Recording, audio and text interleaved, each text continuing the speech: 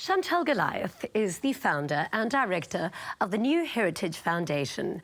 Her work focuses on the restructuring and remodeling of learning facilities for primary schools and educare centres. Chantelle is also passionate about rallying for support around pad drives and the well-being of our youth. If you've got any questions for Chantelle, please head over to our socials using the hashtag Afternoon Express. Chantelle, welcome to Afternoon Express. Welcome to the Loft. How are you? Thank you so much for having me, Gigi. So good having you here.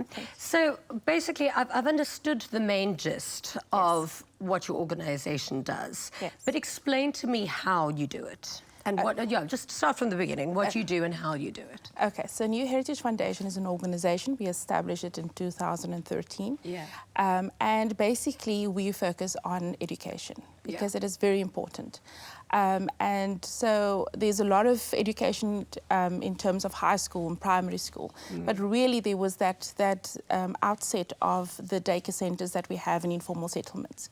And that really just touched our hearts because a child from the ages between being born and 6 years, those are the crucial years that they have this concept of education. That's when the minds are transformed.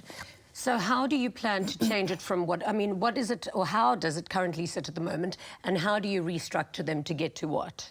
Yes, so basically there's not much we can do in terms of where they are situated unless we rebuild it and restructure it. So we tried our best at times. Due to land disputes, there's a lot of that.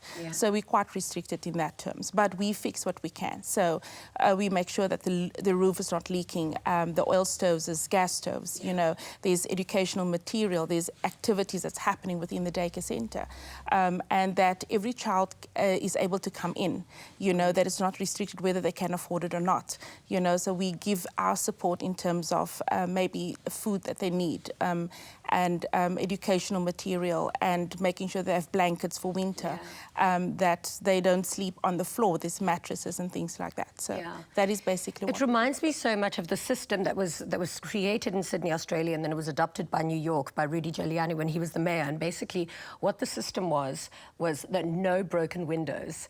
So basically, even if you are poor and you're living in poverty, it shouldn't look like poverty around you, because mentally it has an effect on your self-esteem. So the environment that you live in must always be clean and look like there's pride. You know. So I mean, it must radically affect the students. It does. Why do you have a personal connection to this, and why it drove you to start this? Well, I grew up in poverty.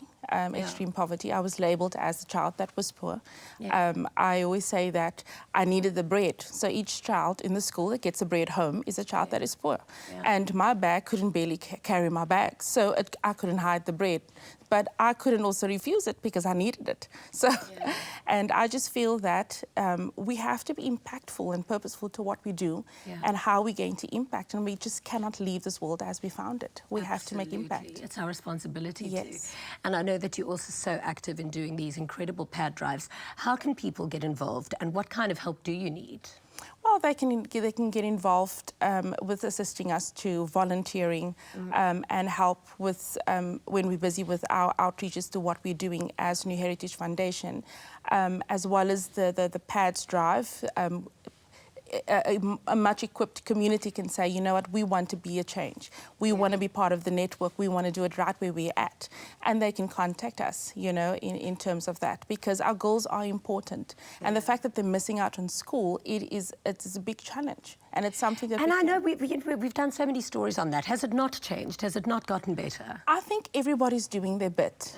You know, they are doing, but more can be done.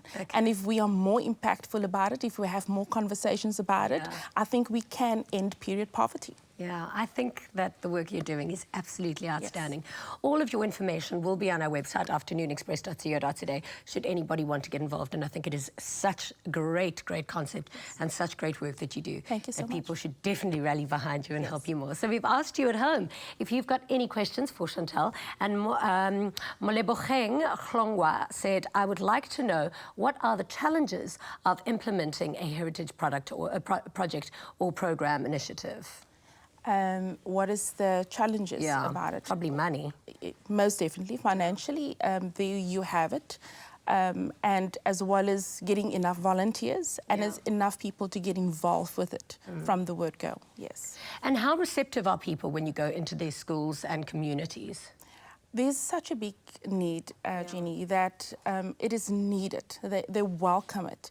The kids, they are hungry, especially when you have conversations, real conversations with the girls. They interact, they speak their mind. It's like, okay, you're talking about it. I've always wanted to talk about it, you know. So I think wherever you're at, you can create that impact and create that difference that you want to make. And just go out there and really just say, I'm here. I'm here to help you where you are struggling. And there is a big struggle. Bless your heart for all the work that you do. Thank you so much. Thank you so much. Thank you.